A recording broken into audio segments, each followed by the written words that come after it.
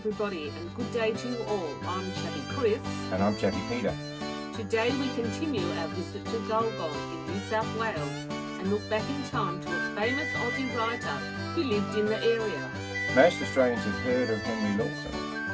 Have a look at some info about Henry. Henry was an inspired writer and poet. At least two of his stories introduce folks to the bush and the outback. One story called The Loaded Dog was about a fond but silly hound that chased his friends with a stick of dynamite with the fuse burning. Happily for the silly mutt, another nasty mean old dog relieved him of it, as any mean old hound would, and was subsequently blown to bits. The other story that made an impact on folks over the years was called The Drover's Wife. In the story, Mum and the kids live in a slab hut in the outback. As was often the case, Dad had been away for months droving sheep to markets down south, and Mum and the kids had to live everyday life on their own. One day a snake was seen heading toward the house, and despite their efforts to catch it, it disappeared somewhere into the slab wall of the building. Mum and the dog remained on lookout throughout the night for the snake. Nasty things, snakes, Chappie, especially outback ones. Mum put the kids to bed on the kitchen table that night. Well, who wants a snake in their bed, really? You'll have to listen to the story to find out the ending. Yes, do that. The link is in the comments.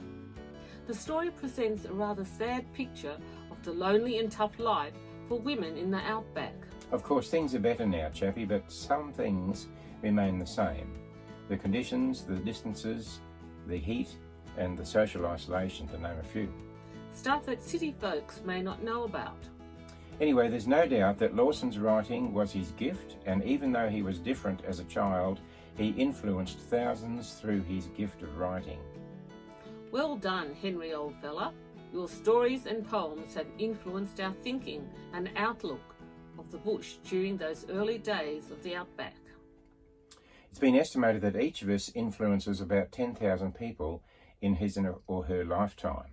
It's interesting that you and I are able to make an impact. And to help us make a positive impact, we have gifts and talents, some we were born with and develop as we use them. The Bible reminds us that at the time of choosing to follow Jesus, we are endowed with a gift or gifts to build each other up. As well as the spiritual gifts, of course, we all have those talents and abilities which we hopefully develop and use for the benefit of others and for the glory of our Lord, who formed and created us, giving us each a special role to play on the planet. God has given gifts to each of you from his great variety of spiritual gifts. Manage them well so that God's generosity can flow through you. Each of you has been blessed with one of God's many wonderful gifts to be used in the service of others, so use your gift well. Jesus often presented spiritual truths and lessons of faith in short stories that folks could relate to, known as parables. In one of those parables, he describes a boss who goes on a journey, entrusting his servants with his wealth and possessions in his absence.